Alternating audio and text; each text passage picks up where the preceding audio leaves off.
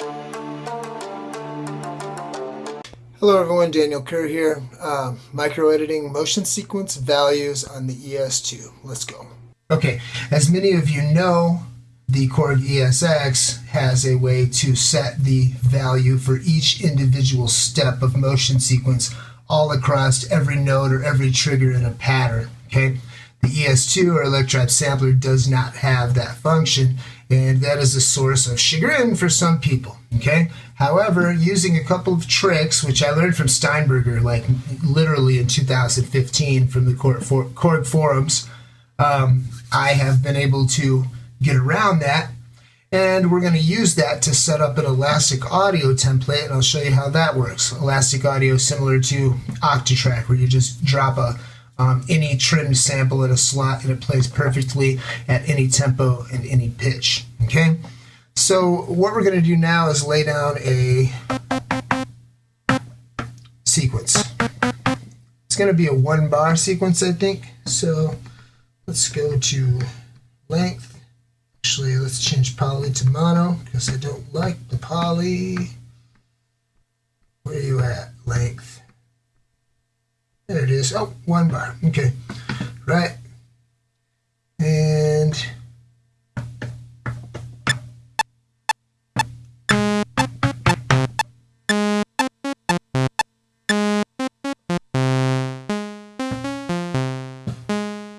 okay, obviously the greatest piece of music I've ever written. Let's go to the sequencer and let's look at the triggers. Okay. Looks like we have a trigger on note 1. And then there's a little sustain. Maybe I held it down a little longer. That's what this is. Note 1, note 5, note 7, note 9, and note 11. Okay? So, when you're in step jump feature, a lot of people don't use this, but when it's playing, you can hold down any of these notes, and it will loop that note indefinitely until you let off of the pad. Okay? Now, when you're recording motion sequence, let me record a little filter and I'll show you what I mean. When you have recording engaged and it's overdubbing, you can put in as many notes or whatever and it won't change the status of the record function. It will continue to record until you take it out, until you disarm recording. However, if you touch any motion sequence editable value, whether it's a trigger, a button, or whether it's, in this case, the filter knob, that record button will start to blink, and as soon as it loops around to that point where you started to edit, it will disarm recording. Let me show you. Now it's no longer recording, and it has recorded, here, okay, so now it's recorded the value. Okay, and as soon as it loops around, it disarms recording. We're going to exploit that. So right now, let's delete the motion. Okay, now we're back to the state that we were in. Now, what we're going to do now is we're going to go, remember we have note information on note 1, 5, 7, 9, and 11. Okay? If you loop one of these using the step jump feature, you can set a value. Let's say in this case on note 1, I want it to go to cutoff 75. So what I'll do is I'll go to a value that's right next to 75, which will be 76 or 74. And then I'll put it on 74, I'll arm record, and you can hear the metronome, it's recording. As soon as I move this value to 75, it's going to disarm recording. Okay, now this note is set to a motion sequence value of 75 for the filter cutoff. Now, we'll go up here to note number 5, and we'll say we want this one to be even lower. We'll put this one at note number 50. So we'll go to 51, and then we'll move it to 50. And as soon as I move it to 50, it's set, disarms recording. Higher, lower. Higher, lower. Now, Note number 9. Let's say we want it to be back to 115. So we'll set it to 114, arm recording, move it to 115, bam!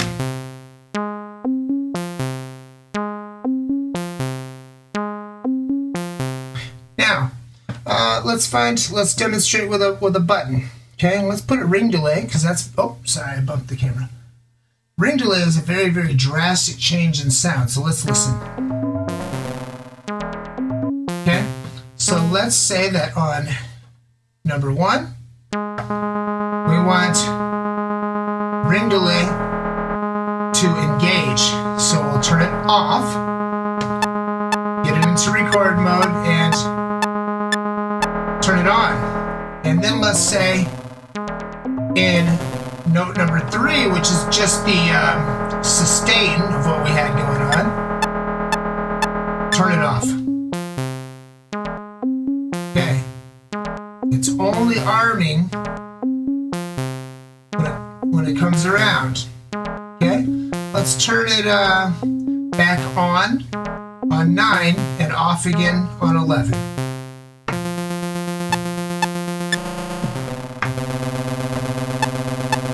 Okay? Okay? And let's mess with the values, with these values. Let's say here we want it to be at 105, so we'll go to 104 on the IFX edit. Okay, but number 9, we want it to be at 30.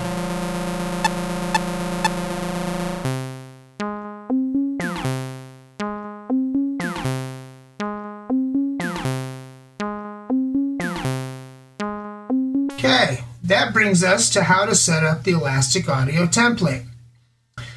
Start value for a sample is editable via motion sequence. Okay, let me demonstrate. Number 5, we'll make, well, this is a sample OSC edit, so it's not going to actually help. Let's go to the template that I set up. Well, let me tell you something. Let's replace, let's go to a new pattern, and let's go to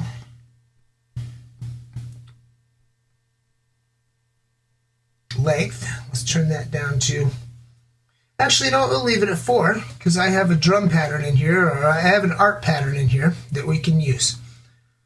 Let's go to a sample that I have in here already, which is pluck ARP 10. Okay, now listen to this.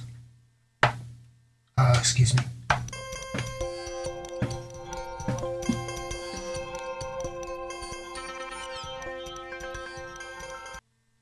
Now, if we arm the sequencer for every trigger in the entire piece, all 4 bars, and we launch this, it's just going to basically repeat the first note of our sample. Listen. Uh-oh, that's because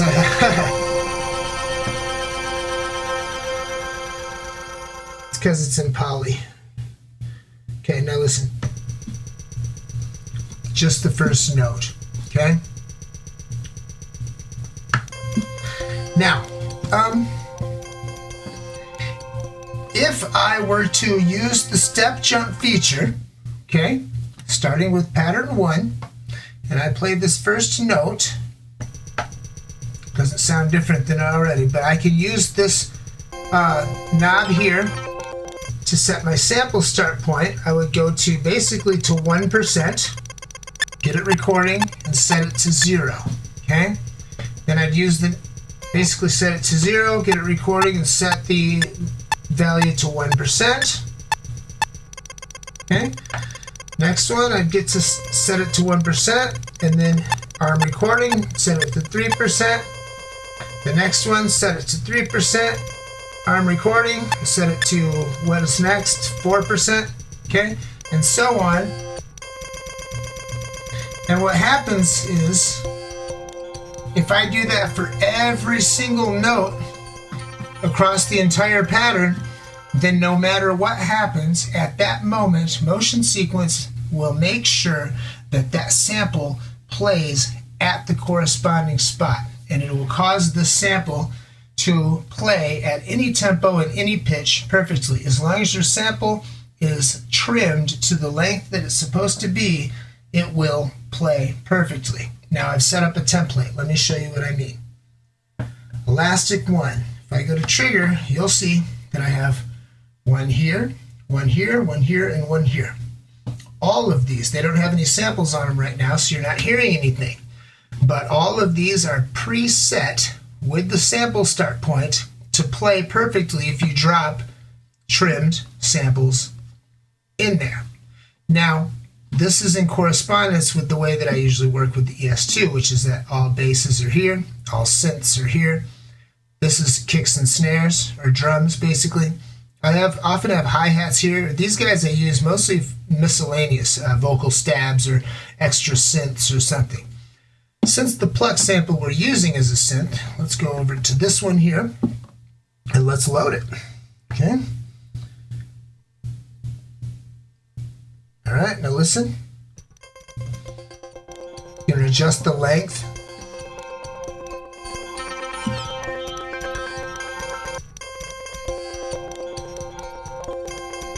It plays perfectly. Okay, I can turn the tempo up.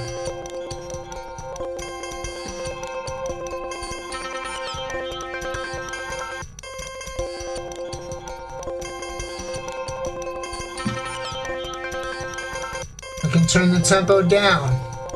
Now once you get to drastic changes, here, let's mess with the pitch a little.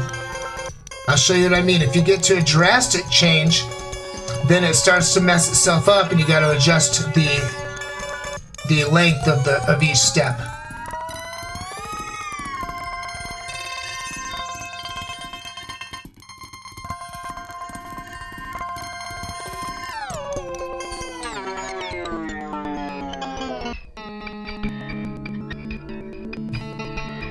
Beautiful, right?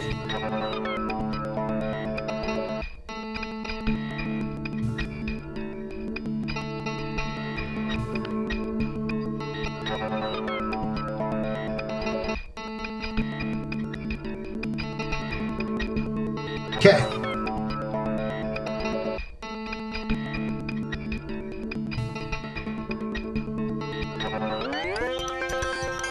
Let's drop this is very similar to, man, I keep bumping the camera, I'm sorry. This is very similar to a sliced part, but there are some advantages. Let's change this to a bass line, or excuse me, okay. That's a drum sample, a drum break that I have in there. You can get this whole pack on ghostwrittenclips.com, by the way. I'll put a link in the description. You'll get 128 synth notes. You'll get 64 breaks.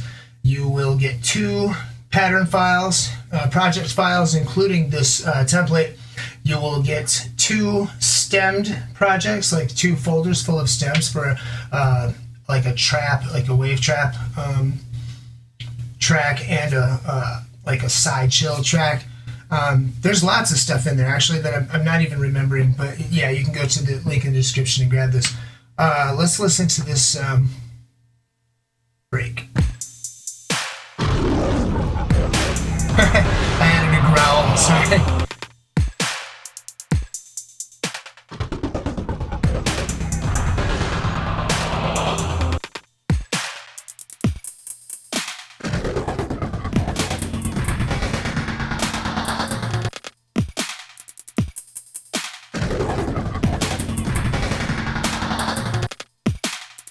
Some drum and bass, kind of. Not really. It's halftime.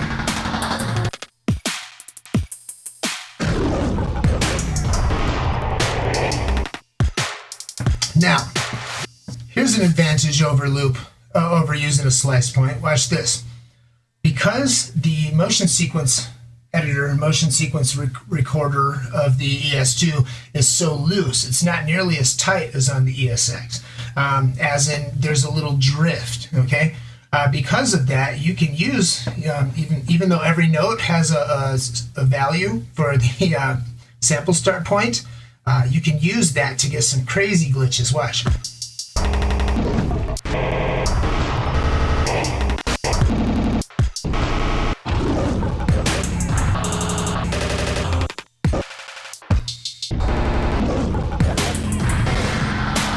In fact, you can use that with the modulation destination. See, I can set it to pitch, and actually I can set it to sample and hold BPM pitch. Now listen.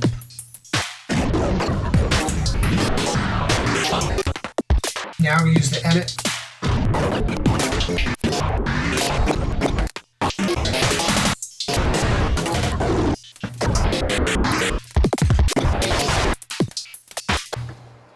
That's a little drastic. Anyway, this is very usable. Yeah. You can also go to GhostWrittenClips.com and sign up for my email list. I'm about to send out a bunch of free stuff. So, yeah, get on board. Love you guys. Hope you found this useful.